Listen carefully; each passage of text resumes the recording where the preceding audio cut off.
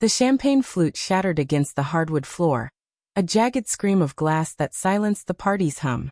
My hand trembled, not from the spill of golden bubbles soaking my shoes, but from the weight of Trevor's gaze across the room. His eyes, sharp, green, unflinching, locked onto mine as my wife's voice echoed in my skull. "This is Trevor, he works with me." The air thickened, heavy with the scent of jasmine perfume and bourbon, and in that frozen moment I knew. I knew before my mind could name it, before my heart could brace for the blow. Something was wrong, terribly, irrevocably wrong. The party swirled around us, a kaleidoscope of laughter and clinking glasses in the dim glow of string lights. Sarah, my wife of 8 years, stood beside Trevor, her hand grazing his elbow as she introduced him to another guest. Her smile was too bright, her laugh too quick, like a performer caught in the spotlight. I watched her, my chest tight, my breath shallow, as if the room had tilted and I was sliding toward an unseen edge. The way she leaned into him, the way her fingers lingered, it wasn't blatant, not yet, but it was enough. Enough to make my pulse hammer. Enough to make me question every late night at the office she'd blamed on deadlines. I forced a smile, nodding at a colleague who clapped my shoulder, his words lost in the fog of my thoughts. She's just being friendly, I told myself. She's always been warm, tactile. It's nothing. But the lie tasted bitter, like the cheap wine I'd switched to after the champagne slipped from my grip. I crossed the room, weaving through bodies, the heat of the crowd pressing against my skin. The music, a jazzy cover of some pop song, grated, too loud, too carefree for the storm brewing inside me. "Mark, you okay?" Sarah's voice cut through. Her brow furrowed as she appeared at my side.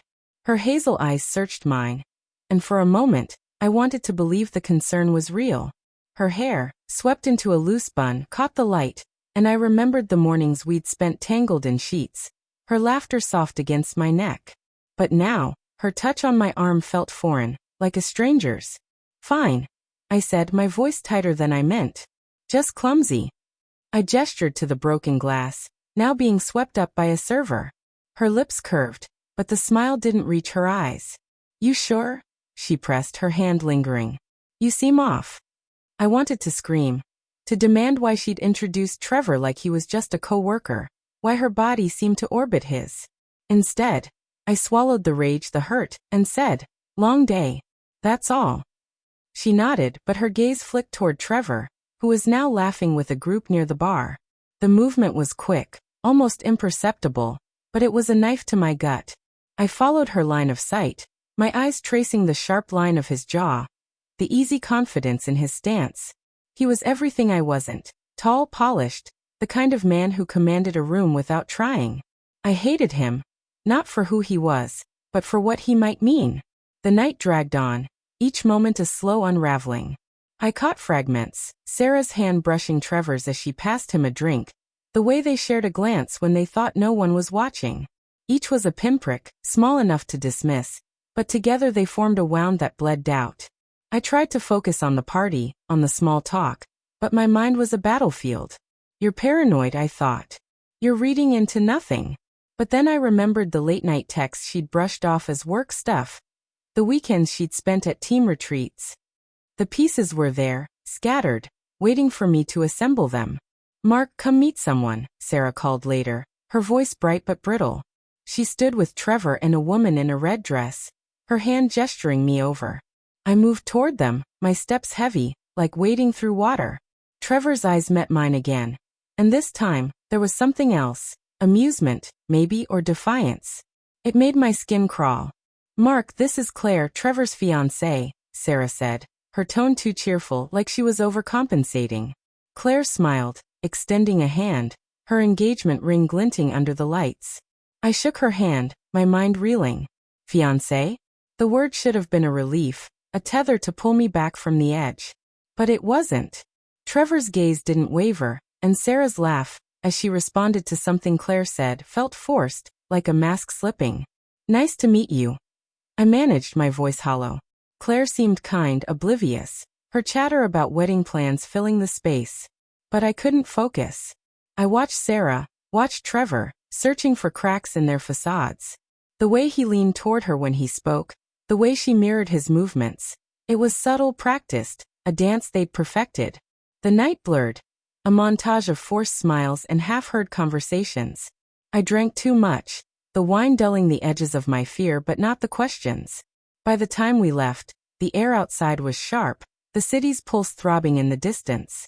Sarah was quiet in the car, her hands folded in her lap, her face turned toward the window. I wanted to ask, to confront her, but the words stuck, heavy with the weight of what they might unleash. At home, she moved through our routine, brushing her teeth, slipping into pajamas, with a mechanical precision that felt wrong. I stood in the doorway of our bedroom, watching her, the silence between us louder than the party's noise. "Sarah," I said finally, my voice low. "Is there something you're not telling me?" She froze, her back to me, her hands pausing on the edge of the comforter. The room smelled of her lavender lotion, a scent that once meant home but now felt like a lie.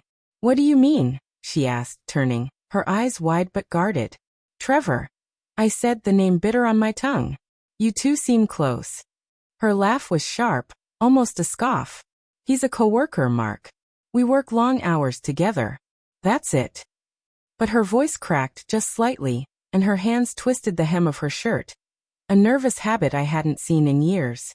"Don't lie to me," I said, stepping closer, my heart pounding.